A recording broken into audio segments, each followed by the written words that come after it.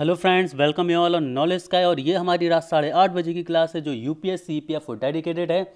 और ये क्लासेस आपको डेली मिल रही हैं। साथ ही सुबह 8 बजे भी हमने 10 बजे भी हमने एक नई क्लास चालू की है गाइज, जिसमें कि हम आपको vocabulary with antonym and synonym पढ़ा रहे हैं, जो कि इनिशिएटिव हमने आज से ही शुरू किया है।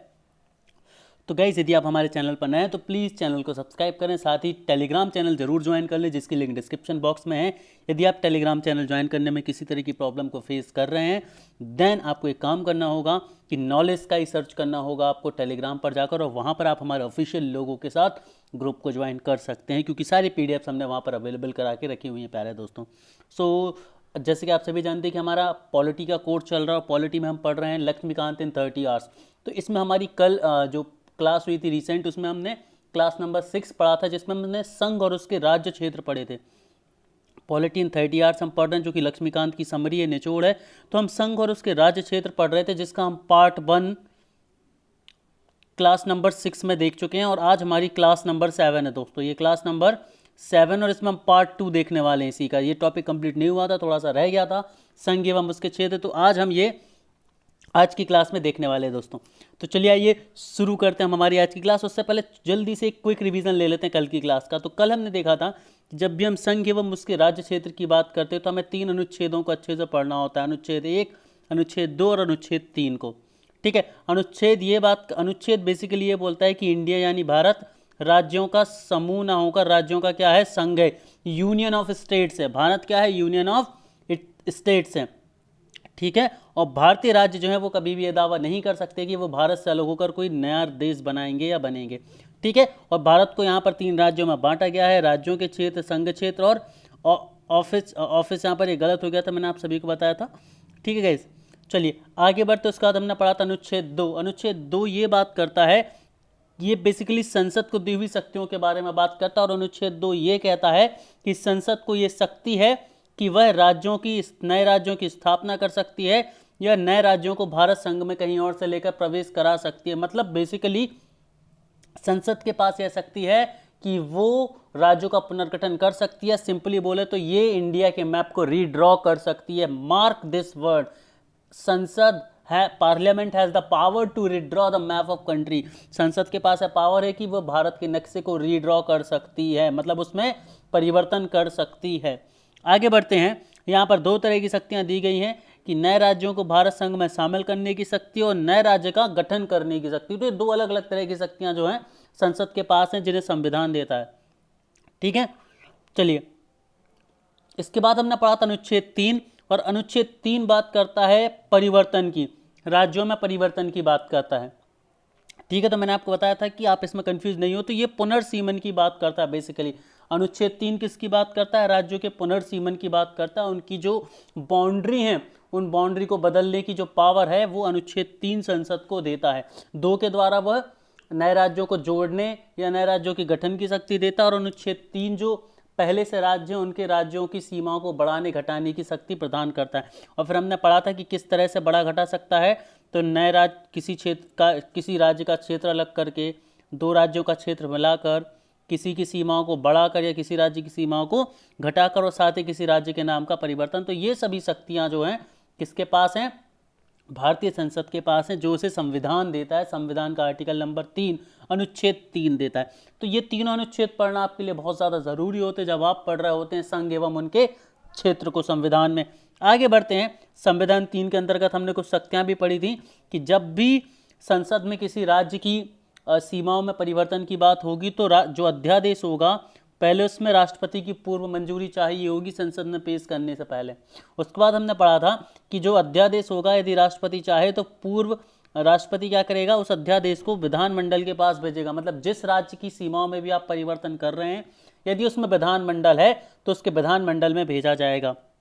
इसके अलावा राष्ट्रपति तथा संसद विधानमंडल का मत जानने के लिए बाध्य नहीं है। मतलब ज़रूरी नहीं है कि विधानमंडल यदि मना कर देगा तो संसद रुक जाएगी, नहीं। विधानमंडल अपना आंसर दे या ना दे, हाँ करे या ना करे, उसकी बात को मानने के लिए राष्ट्रपति तथा संसद दोनों ही बाध्य नहीं है। वह अपना स्वतंत्र निष्पक्ष डिसीजन ले सकते हैं। ठीक है, उसके बाद हमने पढ़ा था कि जब भी 2 या 3 अनुच्छेद 2 के अनुसार कोई नया राज्य बनाया जाएगा या अनुच्छेद 3 के अनुसार कोई राज्य में परिवर्तन किया जाएगा तो इसे 368 के अधीन संशोधन नहीं माना जाएगा। अनुच्छेद 368 के अधीन इसे संशोधन नहीं माना जाएगा, ये याद रखना है। इसके अलावा राज्य संशोधन अधिनियम सामान्य बहुमत और साधारण विधायी प्रक्रिया से हो सकता है, यह भी हमने समझा था कल की क्लास में। इसके बाद फिर हमने एक स्टेट कंडीशन पढ़ी थी कि क्या भारत के किसी राज्य को किसी दूसरे देश को दिया जा सकता है, तो इसमें हमने पढ़ा था वीरूवाड़ी संघ केस को, जो कि पश्चिम बंगाल में। इसमें हमने देखा था कि एक स्थिति आई थी कि भाई क्या वीरूवाड़ी केस पाकिस्तान को दिया जा सकता है, उस समय कुछ केस था ये, ठीक है, काफ़ी फेमस केस था और ये भारतीय इतिहास का। तो इस पर क्या होता है, जब भी कोई डाउट होता है तो हम कहाँ पर जाते हैं, उच्च न्यायालय के पास। तो जब उच्च न्यायालय के पास सरकार गई तो उच्च न्यायालय ने कुछ संज्ञान लिए और उन्होंने बोला कि भाई अनुच्छेद 3 के अंतर्गत तो आप भारत के किसी भी राज्य को नहीं दे सकते। मतलब भूल जाओ कि यदि आप ये सोच रहे हो कि अनुच्छेद 3 के अंतर्गत ऐसा कुछ किया जाता है, तो सुप्रीम कोर्ट ने अनुच्छेद 3 को इंटरप्रेट किया और बता दिया कि भाई अनुच्छेद 3 के अंदर आप ऐसा कुछ भी नहीं कर सकते, ठीक है। पर उन्होंने बोला कि परंतु आप 368 में संशोधन करके ऐसा जरूर कर सकते हो, 368 में संशोधन करके ऐसा जरूर कर सकते हो। और इस स्टेटमेंट के बाद 9वां संविधान संशोधन हुआ और 1960 में तथाकथित क्षेत्र किसे दे दिया गया था, पाकिस्तान को दे दिया गया था। यही वीरूवाड़ी संघ केस है, ठीक है। अब जब ये स्थिति आई तो सुप्रीम कोर्ट क्या होता है, जब भी कोई परेशानी आती है तो उसका परमानेंट हल सुप्रीम कोर्ट देता है, ठीक है। तो सुप्रीम कोर्ट ने बोला कि भाई अब आगे ऐसी सिचुएशन आएगी तब क्या होगा, तो उन्होंने बोला कि यदि भारत में राज्य सीमा विवाद को हल करना है तो संविधान संशोधन की आवश्यकता नहीं है, इसे सामान्य स्वरूप में हल किया जा सकता है। और इसके बाद हमने पढ़ा था 100वां संविधान संशोधन, और 100वां संविधान संशोधन जो है वो हस्तांतरण के बारे में, किसके बारे में, हस्तांतरण के बारे में। हस्तांतरण मतलब जब भी भारत को अपने किसी राज्य को देना होगा तो वह अपने कुछ राज्य के भागों को किसी दूसरे देश को दे सकता है और दूसरे देश से कुछ भाग उसके बदले में ले सकता है। यह हस्तांतरण का जो नियम है यह 100वें संविधान संशोधन से आया था। और इसके तहत बांग्लादेश के 51 अंतर क्षेत्र हमने अपने अंदर लिए थे और अपने 111 अंतर क्षेत्र बांग्लादेश को दिए थे। तो यह 100वें संविधान संशोधन के बाद हुई एक प्रक्रिया है। तो दोस्तों यहाँ तक हमने रिवीजन किया क्लास नंबर 6 का। अब हम पहुँचते हैं हमारी क्लास नंबर 7 पर और चलिए आइए स्टार्ट करते हैं आगे की भाग को। तो अब देखिए हमने क्या देख लिया, ज़रा ध्यान से समझिएगा।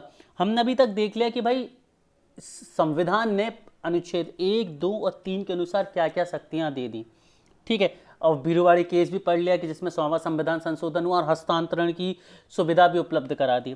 तो अब देखिए भारत स्वतंत्र हो चुका है, जरा लिंकिंग करिएगा, भारत स्वतंत्र हो चुका है, वीरूवाड़ी केस भी हो चुका है, मतलब बहुत सारी चीज़ें जो हैं वो आ चुकी हैं संविधान में, ठीक है। तो अब जब भारत स्वतंत्र हुआ तो एक बहुत बड़ी दिक्कत थी भारत के सामने। वो दिक्कत क्या थी, जरा ध्यान से समझिए कि अब राज्यों का एकीकरण किया जाना था। राज्यों का एकीकरण क्यों किया जाना था, राज्यों का एकीकरण इसलिए किया जाना था क्योंकि जब हम स्वतंत्र हुए 1947 में, जरा ध्यान से समझना इस सिचुएशन को कि जब हम, और लाइव चैट में जो भी कमेंट है उनके आंसर्स आप जरूर देते जाएं प्यारे बच्चों। तो लेकिन इस चीज़ को बहुत ध्यान से समझना जो मैं समझाने वाला हूँ, क्योंकि काफ़ी क्रूशियल लेक्चर है दोस्तों। तो जब भारत का एकीकरण किया जाने लगा, भारत को 1947 में जब आज़ादी मिली, तो अंग्रेज हमें बहुत बुरी कंडीशन में छोड़ के गए थे। कैसे, एक तो उन्होंने भाई इंडिया का पार्टीशन कर दिया था, भारत और पाकिस्तान बना दिया था। तो भारत उस समय के दंगों फसादों से जूझ रहा था, बहुत गंदी कंडीशन थी, हम सभी ने मूवी में देखा है, जैसे गदर मूवी और भी बहुत सारी चीज़ें की बहुत गंदी कंडीशन थी उस समय, ठीक है। उसके अलावा क्या था कि भारत ना कई छोटी छोटी रियासतों में बटा था, ठीक है। कई राज्य अंग्रेजों के अधीन रहे थे तो उनमें गवर्नर रूल था। कई जो देसी रियासतें थी वो अपना ही अलग चला रही थी कि नहीं हम अपना अलग ही रहेंगे, स्वतंत्र रहेंगे। तो भारत को आज़ादी तो मिल गई थी, लेकिन भारत के समय चुनौतियां बहुत थी। तो सबसे पहली चुनौती जो भारत के सामने थी वो ये थी कि भारत को एक संगठित संघ तो बनाया जाए पहले। मतलब भारत के अंदर ये जो छोटे छोटे टुकड़े अभी दिख रहे थे उस समय, उन टुकड़ों को भी जोड़ा जाए और सबसे पहले अंदरूनी जो स्ट्रक्चर है, ज्योग्राफी है, उसको सुधारा जाए। सबसे पहली जरूरत तो यही थी। उसके बाद लोगों के लिए काम किया जा सकता था, है ना। मतलब पहले सभी को एक भारत बनाना जरूरी था। यदि छोटे छोटे स्टेट्स जो थे वो अलग बने रहते, जैसे उस समय कश्मीर, हैदराबाद के निज़ाम, जूनागढ़ रियासत, ये काफ़ी उथल पुथल मचा रही थी, स्वतंत्र हो रही थी, ठीक है। तो ये काफ़ी बड़ा मुद्दा बन रहा था उस समय। तो सबसे पहली ज़रूरत क्या थी कि भारत को एक यूनाइटेड किया जाए, है ना। यूनाइटेड करना, संघ बनाना बहुत ज़्यादा ज़रूरी था। उसी के बाद तो सोचा जा सकता था आगे की विकास के बारे में, क्योंकि मान लीजिए उस समय टुकड़ों में रहता तो विकास के बारे में तो हम सोच ही नहीं सकते थे, क्योंकि किसका विकास करें किसका विकास ना करें। ठीक है। तो पहले ज़रूरत था कि रियासतों का एकीकरण किया जाए, भारत का एकीकरण किया जाए और राज्यों का अधवा हो। राज्यों का अधवा मतलब जो आज हम पढ़ते हैं ना, उत्तर प्रदेश, मध्य प्रदेश, ये सब इस तरह की चीज़ें बने, ठीक है, जो एक यूनाइटेड इंडिया को दर्शाएं, अखंड भारत को दर्शाएं। तो जब हम बात करें 1947 के समय, तो 1947 के समय जो सिचुएशन थी, उस सिचुएशन के अनुसार भारत ब्रिटिश प्रांतों में और देसी रियासतों में दो भागों में बटा हुआ था। ब्रिटिश प्रांत मतलब वो जो डायरेक्ट ब्रिटिश गवर्नमेंट के अंदर थे, और देसी रियासतें वो थी जैसे कि मान लीजिए कुछ रियासत, देखो पहले सभी देसी रियासतें थी, लेकिन हुआ क्या था कि भाई कुछ जगहों को अंग्रेजों ने आक्रमण करके अपने अंदर ले लिया था, और कुछ रियासतें ऐसी थी, राजा महाराजा, जिन्होंने अंग्रेजों के आगे घुटने टेक दिए, उनके साथ समझौते कर लिए। तो वो राजा तो बने रहे वहाँ के, रियासतें तो बनी रही, लेकिन वो रियासतें भी इनडायरेक्टली किसके अंडर में थी? ब्रिटिश गवर्नमेंट के अंदर में थी। तो कुछ ऐसी चीज़ें जो सीधे तौर पर अब अंग्रेजों के अंदर थे, अंग्रेजों की सीमाओं में थे, अंग्रेजों के वर्चस्व के अंदर थे, वो ब्रिटिश प्रांत कहलाते थे। और कुछ ऐसी रियासतें थी जो सीधे तौर पर अंग्रेजों के अंडर तो नहीं थी, लेकिन उन्होंने अंग्रेजों के साथ सहमति पत्रक जो हैं वो लिए थे, जिसके अनुसार वो इनडायरेक्टली अंग्रेजों के ब्रिटिश प्रांत के अंदर ही आते थे। तो ये दो तरह की स्ट्रक्चर्स थे पहले, ब्रिटिश प्रांत और देसी रियासतें। ये बात है 1947 की। अब हम आगे बढ़ते हैं। अब इन्हें क्या करना था? इन्हें एकत्रित तो करना ज़रूरी था, क्योंकि इस स्थिति में भारत पर शासन तो कर नहीं सकती थी और ना ही विभिन्न तरह की योजनाएं चलाई जा सकती थी, क्योंकि ये जो सिचुएशन थी काफ़ी इम्बैलेंस सिचुएशन थी, और इस सिचुएशन में एक गवर्नमेंट रन नहीं कर सकती थी। तो हुआ क्या 1947 के बाद क्या स्थिति बनी? तो भाई ये जो चीज़ें थी, देसी रियासतें थीं और ब्रिटिश प्रांत थे, तो जो ब्रिटिश प्रांत थे वो तो सीधे तौर पर भारत सरकार के अंदर आ गए, क्योंकि जो ब्रिटिश सरकार के अंदर थे, जब भारत को स्वतंत्रता मिली और भारत सरकार बनी, तो भारत सरकार ने डायरेक्टली उनको ऑक्यूपाई कर लिया। लेकिन 1947 के बाद हुआ क्या? भारत और पाकिस्तान दो नए राज्य बन गए थे, हिंदू बहुल हिंदुस्तान बना, है ना, जिसे इंडिया बोलते हैं हम, आज भारत बोलते हैं, और जो मुस्लिम बहुल था वो पाकिस्तान क्षेत्र बन गया। लेकिन अब इसके बाद क्या हुआ? जब हिंदुस्तान की बात करें तो जो देसी रियासतें थी, जो ब्रिटिश प्रांत थे, वो तो भारत सरकार के अंतर्गत आ गए थे सीधे तौर पर, मतलब भारत राज्य के अखंड भाग बन गए थे वो। लेकिन जो देसी रियासतें थी, उनको तीन ऑप्शन दिए गए कि भाई या तो आपको भारत में रहना है, या तो आपको पाकिस्तान में रहना है, या स्वतंत्र रहना। उस समय उनके पास ये तीन तरह के ऑप्शन थे, ठीक है।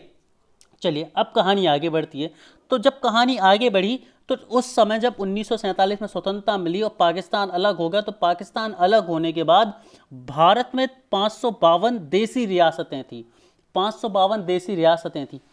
तो इसमें से जब ये ऑप्शन दिए गए, तो इनमें से सीधे तौर पर 549 तो भारत में आकर मिल गए। उन्होंने बोला कि भाई हम भारत राज्य का एक अखंड भाग बनना चाहते हैं, और उन्होंने भारत में सम्मिलित हो गए, ठीक है। मतलब अब रियासतों का कोई एग्जिस्टेंस नहीं रह गया था, अस्तित्व नहीं रह गया था, अब वो भारत के राज्य बन गए थे। लेकिन तीन लोग, हैदराबाद, जूनागढ़ और कश्मीर, जैसे हमने देखा है ना कि हर स्कूल में कुछ उद्यमी बच्चे होते हैं जो शांति से नहीं मानते, ठीक है। तो भाई हैदराबाद, जूनागढ़ और कश्मीर भारत के वो तीन उद्यमी और शरारती बच्चे थे जो मान ही नहीं रहे थे, उज्जड थे कि नहीं भाई हम तो भारत में सम्मिलित नहीं होंगे, हम तो स्वतंत्र रहेंगे, हम अपना ही अलग एग्जिस्टेंस रखेंगे। तो जब भी भाई बिगड़े हुए बच्चे होते तो उनको सुधारने के लिए कोई टीचर आता है। तो यहाँ पर रोल में आते हैं the great Sardar Patel ji. The great Sardar Patel ji आते और उन्होंने बोला ठीक है भाई ऐसा है, और फिर वो इनको मिलाते हैं भारत में। हम आगे देखने वाली कैसे मिलाते। तो हैदराबाद, जूनागढ़ और कश्मीर पहले चरण में तो भारत में नहीं मिले, इन्होंने बोला नहीं हम नहीं मिलेंगे, हम अपना अलग अस्तित्व रखेंगे। फिर सरदार पटेल जी आए और उन्होंने हैदराबाद, जूनागढ़ और कश्मीर का भारत में क्या कराया? विलय कराया। हैदराबाद, जूनागढ़ और कश्मीर का भारत में क्या कराया? विलय कराया। कैसे कैसे कराया? ध्यान रखेंगे। हैदराबाद को पुलिस कार्रवाई के द्वारा, बहुत फेमस है, सीधी मिलिट्री अंदर डाल दी थी, है ना, कि भाई जाओ छूट है आपके पास, कब्जा कर लो। उसके बाद जूनागढ़ में जनमत के द्वारा हुआ था। जूनागढ़ के जो प्रिंस थे वो नहीं चाहते थे, लेकिन जब जनमत हुआ, एक काफ़ी फेमस ये एक इंसिडेंट था हमारी कंट्री में, जब जनमत हुआ तो जनमत ने, वहाँ के लोगों ने वोटिंग किसके पक्ष में दी? इसके पक्ष में दी कि वह भारत राज्य में मिलना चाहते हैं, भारत का हिस्सा बनना चाहते हैं, वो भारतवासी कहलाना चाहते हैं, ठीक है, ना कि एक प्रिंसली स्टेट के लोग। तो भाई जूनागढ़ का जनमत के द्वारा हुआ था, और कश्मीर हम सभी को पता है विलय पत्र पर हस्ताक्षर किए थे और तभी से कश्मीर को एक स्पेशल राज्य का दर्जा मिला था। क्यों? क्योंकि उस विलय पत्र में कुछ कंडीशन थी जिन्हें भारत ने भी माना था कि हाँ हम आपको आपका अपना अलग संविधान बनाने देंगे, है ना। तो कुछ स्पेशल दर्जा जो है उसे दिया गया था। तो ये जो 3 बिगड़े बच्चे थे फाइनली ये भारत में आ गए, सीधे हो गए। एक को मारपीट मतलब पुलिस कार्रवाई के द्वारा कान के नीचे 2 पड़े तो सुधर गए, एक भाई साहब जनमत के द्वारा, है ना, और तीसरे बिला पत्र पर हस्ताक्षर के द्वारा। मतलब इनके एक टाइप से कहना चाहिए ना, पेरेंट नोट लिखते हैं, तो भाई यहाँ पर कुछ वैसा ही करके जो हमारे ग्रेट टीचर थे, कौन, सरदार पटेल जी, इन्होंने इनको मिला लिया। चलिए, तो अब फाइनली पहला हर्डल तो क्लियर हो गया कि अब ऐसा कोई भी देसी रियासतों टाइप का कंसेप्ट नहीं बचा था, सब कुछ भारत में मिल गया था और अब एक अखंड भारत का निर्माण तो हो चुका था। ठीक है, तो यहाँ तक की स्टोरी सबको समझ आ गई है क्या? कमेंट सेक्शन में बताइए, क्या सभी लोग रिलेट कर पा रहे हैं? कमेंट सेक्शन में मुझे जल्दी से बताइए कि क्या यहाँ तक की चीज़ें आप सभी लोग रिलेट कर पा रहे हैं कि कैसे कैसे स्थितियाँ बनी। पहले संविधान बना, संविधान ने अनुच्छेद 1, 2, 3 के अनुसार कुछ अधिकार दिए, उन अधिकारों के आधार पर हमने चीज़ें पढ़ी, आगे समझी। फिर हमने देखा कि 1947 के बाद एकीकरण की शुरुआत कैसे हुई, क्योंकि संघ और राज्य कैसे बने और कैसे आज के वर्तमान राज्य कहलाए गए, वो कहानी भी पढ़ना जरूरी थी। तो हमने पहला चरण पढ़ लिया कि कैसे देसी रियासतों का कंसेप्ट पूरी तरह से खत्म हुआ और एक अखंड भारत बन गया जो पूरी तरह से भारत सरकार के अंदर आता था। अब लेकिन कहानी यहाँ भी खत्म नहीं हुई। क्यों? क्योंकि जब ये रियासतें भी भारत में मिल गई तो उस समय तक एक बहुत ही एडहॉक फैसिलिटी थी। एडहॉक मतलब बोलना चाहिए कि टेम्परेरी अरेंजमेंट था, है ना, टेम्परेरी अरेंजमेंट बना लिया गया था। मतलब अभी जैसे आज के टाइम पे हम देखते हैं ना 28 राज्य, हमारे हर राज्य का एक अलग नाम है, फिर केंद्र शासित प्रदेश है हमारे ना, तो उस समय ऐसा नहीं था। उस समय क्या था भाई, जो राज्य थे वो 4 भागों में बांटे गए थे, part A, part B, part C, part D, और इन सब में मिलाकर टोटल 29 हम उन्हें राज्य बोल सकते हैं या प्रिंसली स्टेट्स बोल सकते हैं, कुछ भी बोल सकते हैं, या प्रांत बोल सकते हैं। तो 29 ऐसे प्रांत या राज्य थे। जरा समझते हैं वो कैसे थे। पार्ट ए जो था, पार्ट ए में उन जगहों को रखा गया था जो सीधे तौर पर ब्रिटिश गवर्नर के अधीन थे। मतलब जब 1947 में भारत को स्वतंत्रता मिली तो उस समय ब्रिटिश गवर्नर के अधीन जो जितने भी प्रांत थे उन सभी को पार्ट ए में रखा गया। और ऐसे कितने प्रांत थे? 9 प्रांत थे, मैंने लिखे हुए हैं, ठीक है। उसके बाद पार्ट बी बना। पार्ट बी में राज्य विधानमंडल के शाही राज्य, मतलब प्रिंसली स्टेट्स थे, मतलब वो शासन या वो राज्य या वो प्रांत जहां पर राजशाही था, राजा लोग शासन करते थे, लेकिन वो उनके राज्य के विधानमंडल भी थे। मतलब थे तो वो प्रिंसली स्टेट, बट वहां पर लेजिस्लेचर भी था, मतलब वहां पर चुनाव भी होते थे। तो ऐसे 9 राज्य थे। इसके अलावा पार्ट सी था जिसमें ब्रिटिश मुख्य आयुक्त के शासन वाले राज्य थे, मतलब वो राज्य जहां पर ब्रिटिश कमिश्नर जो था वो शासन करता था या जिसके अंडर थे। तो ऐसे 10 राज्य थे। और पार्ट डी में था अंडमान एवं निकोबार। तो इस तरह से देखेंगे तो 10, 9, 19, 9, 28 और एक 29 राज्य ऐसे या 29 प्रांत बनते हैं। आई होप चीज़ें क्लियर होंगी। पार्ट ए में ब्रिटिश गवर्नर के अधीन 9 प्रांत, पार्ट बी में राज्य विधानमंडल के शाही राज्य, मतलब ऐसी प्रिंसली स्टेट्स, ऐसे देसी रियासतें जहां पर लेजिस्लेचर भी था, जहां पर चुनाव भी होते थे, तो ये 9 थे। इसके बाद पार्ट सी में उनको रखा गया जो ब्रिटिश मुख्य आयुक्त के क्या थे? अधीन थे, और ऐसे 10 राज्य थे। और पार्ट डी जो था वो था आपका अंडमान और निकोबार। तो भाई पहला स्टेप क्या था कि पहले तो भारत को यूनाइटेड करना, देसी रियासतों का फंडा खत्म करना था, वो हो गया, है ना। जो 3 बच्चे मान नहीं रहे थे, सरदार वल्लभ भाई पटेल ने भी उन्हें मनवा लिया, ठीक है। उसके बाद 1950 में part A, part B, part C और पार्ट डी एक टेम्परेरी व्यवस्था बना दी गई। टेम्परेरी जो है वो राज्य बना दिए गए। ये परमानेंट नहीं थे, टेम्परेरी थे, क्योंकि इन्हें बाद में तो बदला जाना था, ठीक है। तो अब भाई अब हमने देख लिया कि part A, part B, part C temporary है, क्योंकि अभी ऐसा तो नहीं है कि भाई हम पार्ट ए में रहते हैं, हम पार्ट बी में रहते हैं, अभी तो हम स्टेट में रहते हैं ना। तो ये स्टेट कैसे बने part A, part B, part C के बाद? अब उसकी कहानी पर चलते हैं हम। तो भाई राज्यों के गठन की अनुशंसा। अब जैसे ही part A, part B, part C और पार्ट डी बन गए, तो अब बात आई कि भाई अब राज्य कैसे बनाया जाए, किस आधार पर राज्यों का निर्माण किया जाए, ठीक है। तो अब वहां पर क्या थे, बहुत सारे लोग बहुत अलग अलग बातें कर रहे थे। कुछ लोग बोल रहे थे कि भाई प्रशासनिक ढांचे के आधार पर करो, है ना। कई लोग बोल रहे थे कि भाई जिस हिसाब से प्रिंसली स्टेट्स हैं उस हिसाब से की जाए। कई लोग बोल रहे थे कि भाई भाषाई आधार पर होना चाहिए। तो अलग अलग मत थे कि भाई हम ऐसे ऐसे राज्य बना सकते हैं, इस आधार पर राज्य बना सकते हैं। तो अब जब भी सरकार कुछ करती है तो सरकार क्या करती है, अनुशंसाएं करवाती है, अनुशंसाएं लेती है। तो वो आयोग बनाती है, समितियां बनाती है, समितियां अपनी रिपोर्ट प्रस्तुत करती है और उन रिपोर्ट्स के आधार पर जो है सरकार अपने आगे कदम बढ़ाती है। तो सबसे पहले एस के धर आयोग गठित हुआ। कौन हुआ? एस के धर आयोग गठित हुआ। एस के धर आयोग 1948 में अपनी रिपोर्ट दी और इस कमेटी ने बोला कि भाई राज्यों का गठन भाषा के आधार पर किया जाना चाहिए। तो अब यहाँ पर बहुत बड़ी दिक्कत खड़ी हो गई, क्योंकि 1948 में इन्होंने बोला कि भाई भाषा के आधार पर करो। तो हुआ क्या था, वो बोलते हैं ना एक कहानी कि दूध का जला हुआ छाछ भी फूक फूक कर पीता है, सुना है ना हमने। तो वही चीज़ यहाँ पर आ गई कि हम 1947 में हमने देखा था पार्टीशन देखा था, मतलब भारत के दो टुकड़े हो गए थे। किस आधार पर? जातिवाद के आधार पर, हिंदू मुस्लिम के आधार पर। तो जब ये बात आई कि भाई भाषा के आधार पर करो, तो लोगों के दिल में वही बात हो गई कि पहले भारत को अलग किया गया था जात पात पर, अब भारत को अलग कर रहा है भाषा के आधार पर। तो फिर हमें आज़ादी के लिए इतनी जो मेहनत की उसका क्या? तो लोग भड़क उठे, एकदम से लोग भड़क उठे।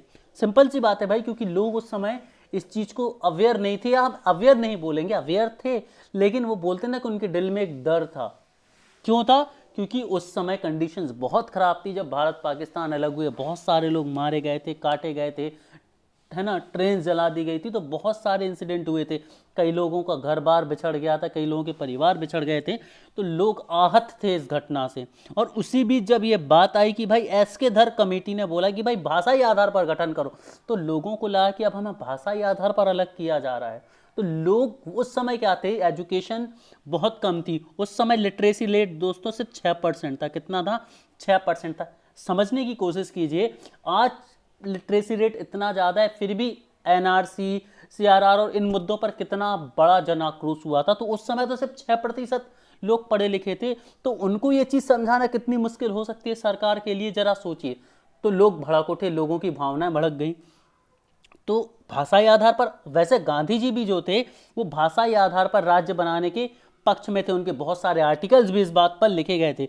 तो याद रखेंगे कि गांधी जी जो थे वो भी भाषा के आधार पर राज्यों के गठन के पक्ष में थे, लेकिन वो इस चीज़ से अवेयर थे कि भाई यदि भाषा के आधार पर बात की जाएगी तो डेफिनेटली लोगों की भावनाएं आहत होंगी, क्योंकि उन्होंने अभी अभी जातिवाद के आधार पर भारत के दो टुकड़े होते हुए देखे हैं, उस देश के दो टुकड़े होते हुए देखे जिसको आज़ाद कराने के लिए लोगों ने अपनी ज़िंदगी लगा दी, अपने परिवारों को खोया, है ना, बहुत सारे बलिदान दिए थे, और उसको जातिवाद के आधार पर दो टुकड़ों में बंटता हुआ देखा था। और उसके बाद भाषा के आधार पर बंटते हुए देखना, तो उनकी भावना आहत हो सकती थी। तो यहाँ पर बड़ी दिक्कत खड़ी हो गई। तो फिर जेवीपी आयोग आया। जेवीपी आयोग ने बोला कि भाई भाषा के आधार पर तो नहीं होना चाहिए, लेकिन आप प्रशासनिक ढांचे के आधार पर कर दीजिए। अब यहाँ पर जेवीपी आयोग कौन था? तो याद रखें, नाम नोट कर लें सभी लोग। कितने लोग नोट कर रहे हैं मुझे जल्दी से कमेंट सेक्शन में बताएं। जेवीपी आयोग थे जे से जवाहरलाल नेहरू, वी से सरदार वल्लभ भाई पटेल, और पी से पट्टाभी सीतारमैया। इनकी जो कमेटी थी, इन तीनों की कमेटी ने बोला कि नहीं भाई, भाषा के आधार पर नहीं तो लोगों की भावनाएं आहत होंगी, आप तो प्रशासनिक ढांचे के आधार पर करो।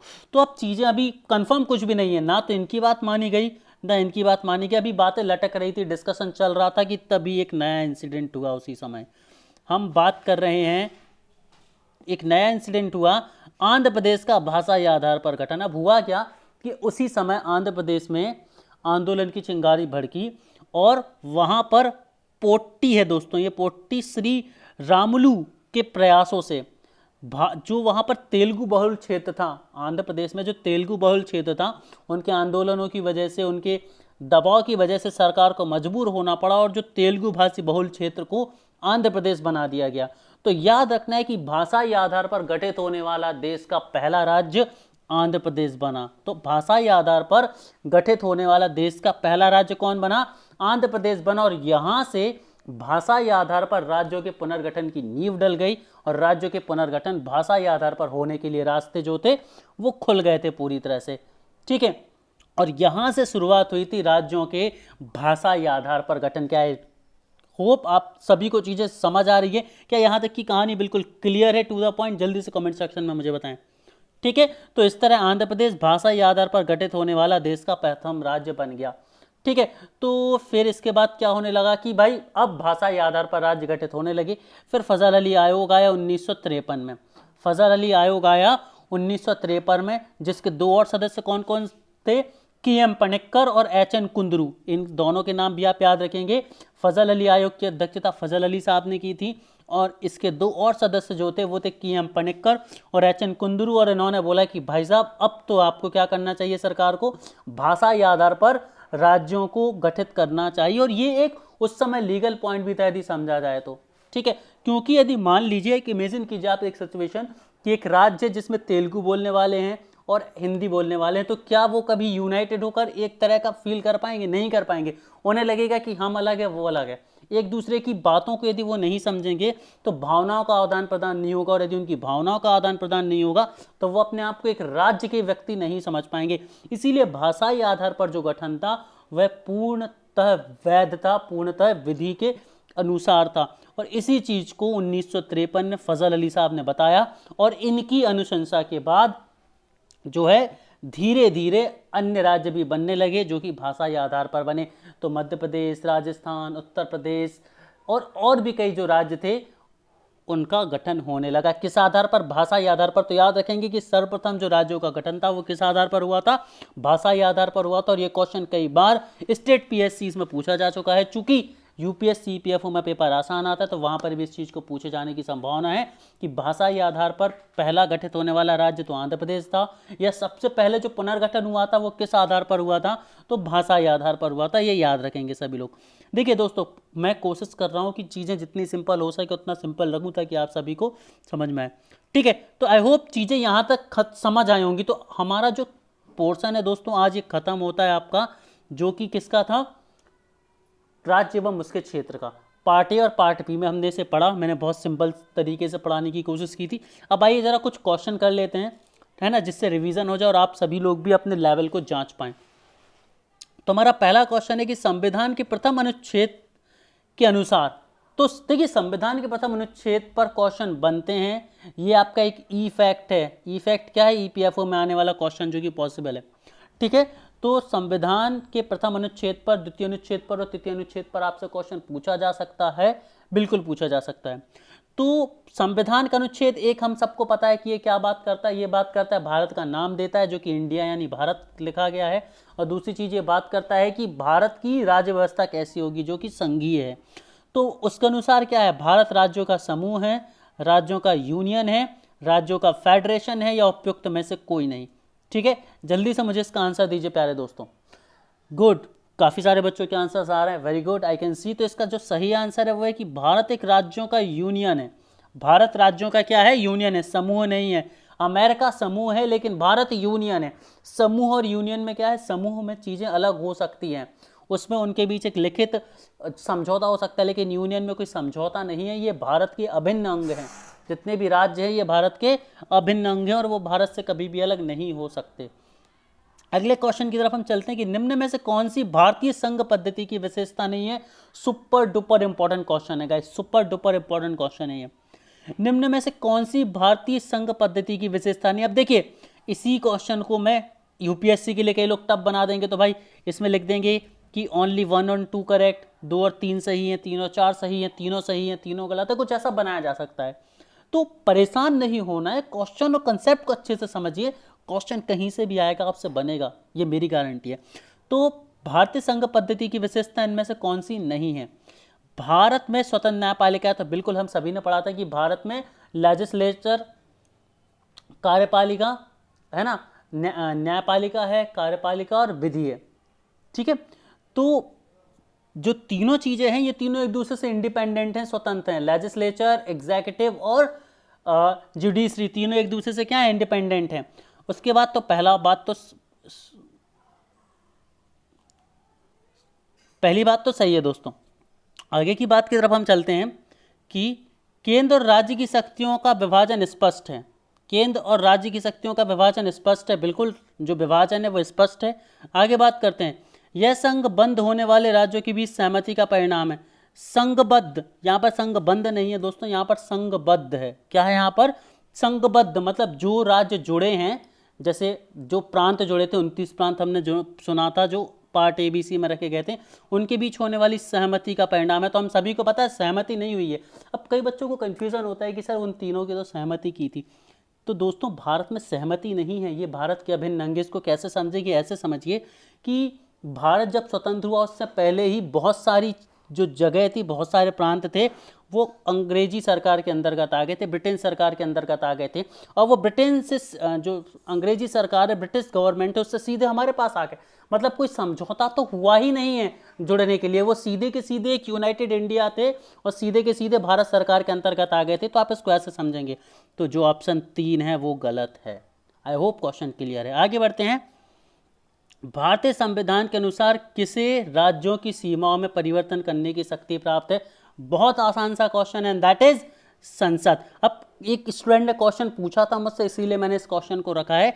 कल कमेंट आया था कि सर राष्ट्रपति बदल सकता है या लोकसभा बदल सकती है या नहीं, क्योंकि ये सभी संसद के भाग होते हैं। तो इसी चीज़ को मद्देनजर रखते हुए मैंने इस क्वेश्चन को रखा है, ताकि उस डाउट को भी मैं आपके क्लियर कर पाऊँ। मुझे स्टूडेंट का नेम याद नहीं आ रहा है ना। तो जिन्होंने भी क्वेश्चन बोला था एक बार वो कमेंट सेक्शन में बता दें मुझे, यदि लाइव है वो, तो ठीक है।